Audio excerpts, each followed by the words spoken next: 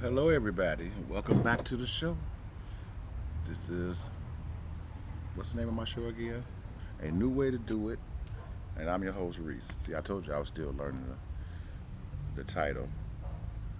So today we want to talk about health and welfare. But first, I like to make a comment.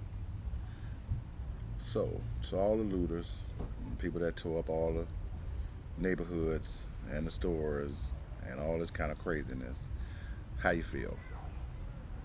Are you happy? Did all that looting make you happy? All that stealing? You know, do you feel like because Mr. Floyd died, you had to do the stealing and the killing and the robbing and the thieving? Did that make you feel good?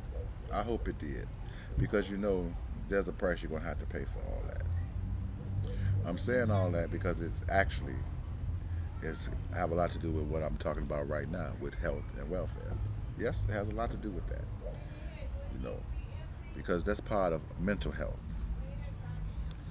Okay, anybody that takes it on for themselves to to tear up your own neighborhood because you're mad about somebody getting killed, being killed. Nah, that's not right. What happened to all the people that died before him in your neighborhood? Did you loot for them? Did you? Or did you just sit back and watch it on TV like a lot of us did? You fed up, right? All right, so you fed up. Was you fed up then? Are you still fed up or are you happy? Just simple questions I'm asking you people because I just don't see the sense in it. I don't see the logic in it. You know, there's something wrong with a person's mental health, in my view. I'm not a doctor, but to me, there's something wrong with your mental health if you feel like your anger has to be turned in a way to hurt other people. Isn't that what we were mad about? You know, other people's way of treating us when they get angry or they didn't had enough of us, like whatever the circumstances may be. Know.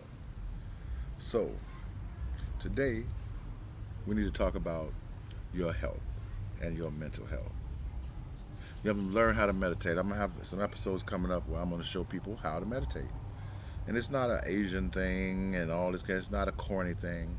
It's a very very good thing. It eases the mind, especially when you're stressful. See all this gray hair? And I only had two kids, a ton of gray hair, and a wife. Okay. And I knew how to meditate years ago. Okay.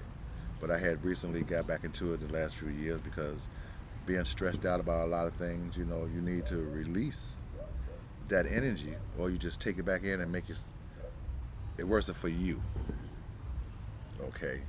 And believe me, it took me a lot of guts to come on here, you know, to express myself to people, to let them know how I feel.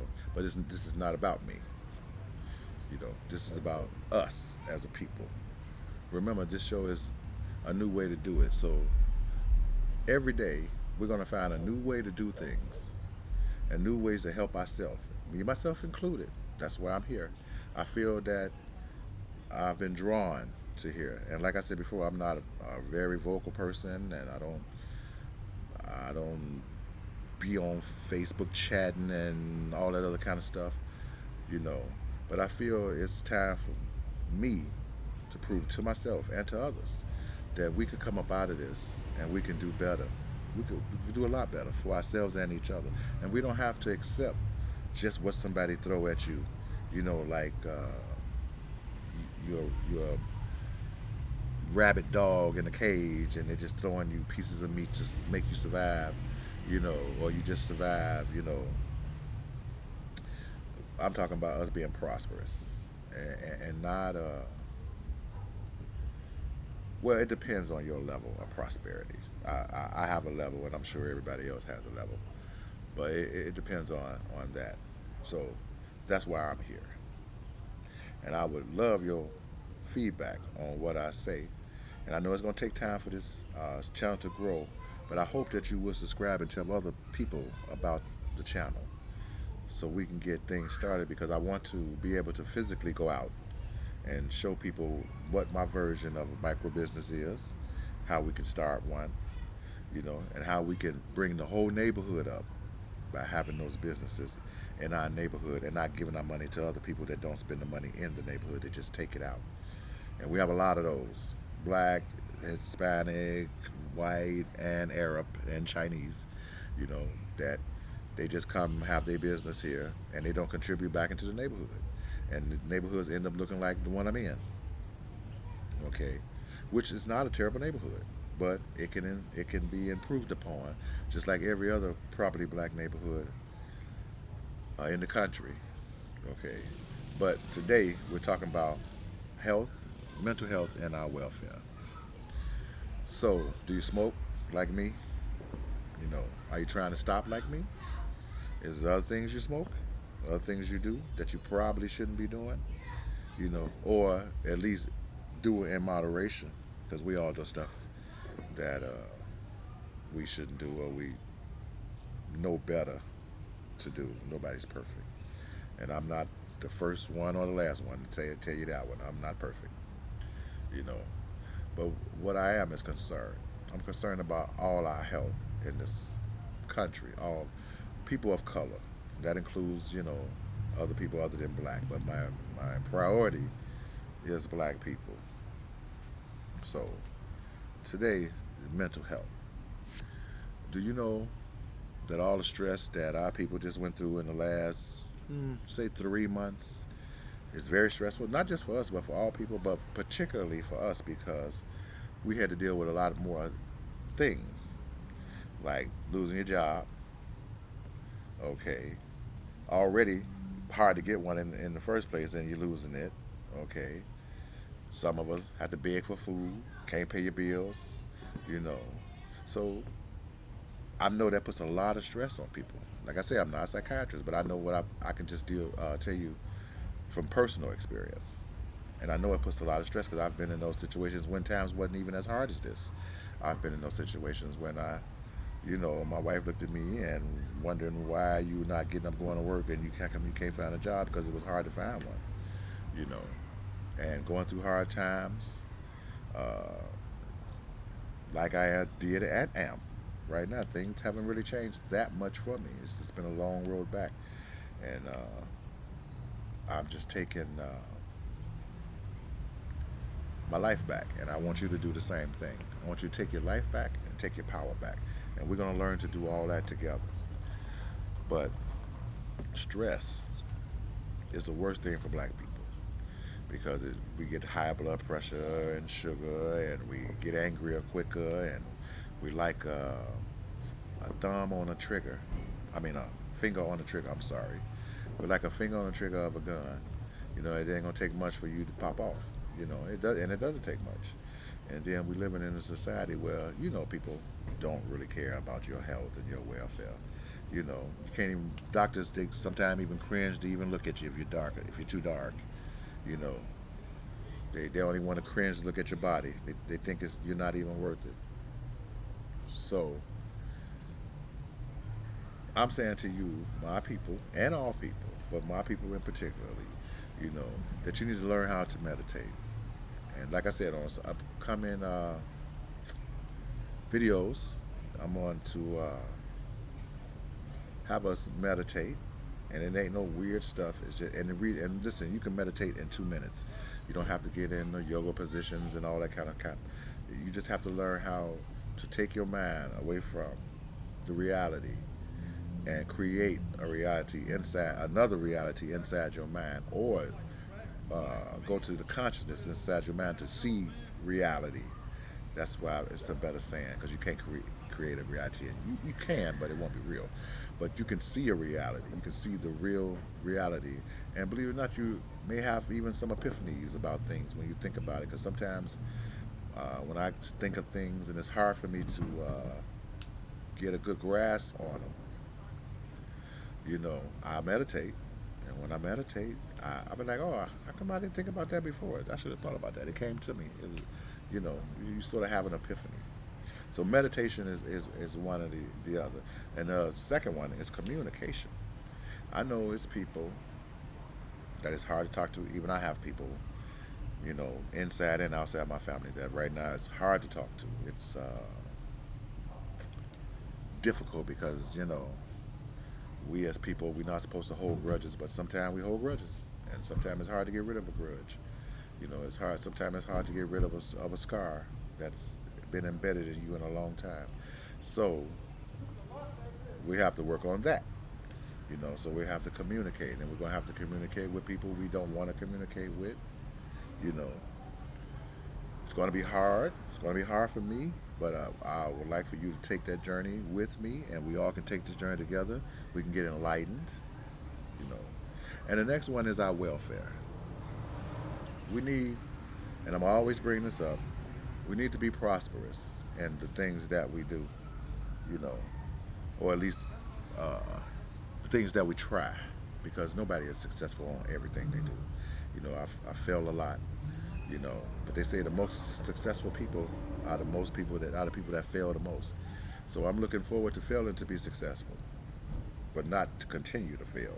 But I believe that also, if you want to be successful, you're going to have hard times, you're going to fail, you're going to have rough times, but you can't give up. Okay, and many times I thought about it. I was like, well, what is all this for? What did I do all this working for? Why did I do this and that? But instead of you beating yourself up over it, of trying to blame somebody else, which you know it's you. Just like I know it was me, you know it was you. You know it was you that screwed your life up. Yeah, hard times came, opportunities we missed, times we were stubborn, you know, and we might have didn't see, you know, what was in front of us at the time. But apparently, when you get older, you can see everything that you didn't miss. And instead of kicking yourself, because that is not going to help, because it didn't help me, because I kicked myself a lot, and blaming myself, that's not going to help, because I did that a lot too. You start to think positive.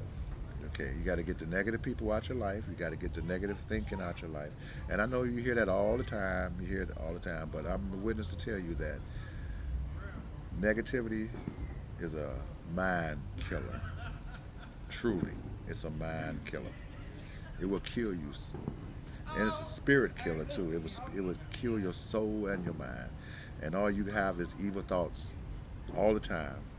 And you can't be happy for other people because you're envious, and you can't socialize with other people because you don't like them. You just chose you didn't like them, you know. So all these things that I know a lot of you are going through right now, I can tell you right now, I've gone through them, going through them, and been through them. Okay, you know, life was good for me for a good time, for a longer time. I took advantage of it, and I can be the first to say if I could have saw then what I see now, wouldn't be in the position that I'm probably in right now, which is not a terrible position, but I could have been better off. So what I'm saying to you, ladies, guys, girls, you know, especially that's the same race I am, and I know you hear this all the time, but there truly is hope. There truly is a way that we can better ourselves as a people with no help from anybody else. We don't need any loans. We don't need donations. All we need is the will to want to do what we have to do, and the connection to the people that can see your vision the way you see it. And that's going to be the everyday person. That's not going to be some corporation, because the bottom line is with them is money. So with you, the bottom line has to be money too, but it has to be in a way that you can give back to the neighborhood and to teach the next person, you know, uh, the lessons that you learn, and to stop them from making the mistakes that you made. And this is why I'm here. Like I say, I felt that I've been sent. I don't know why, you know, or something I've been smoking, but I don't know why. But I feel like I've been sent. I've just been an irresistible urge for me to do this, and I'm not a public person. for a lot of reasons that you may see for yourself. But I'm not a public person. I've always been a private person, always been sort of quiet. But I feel this is needed because I need it for you and for myself.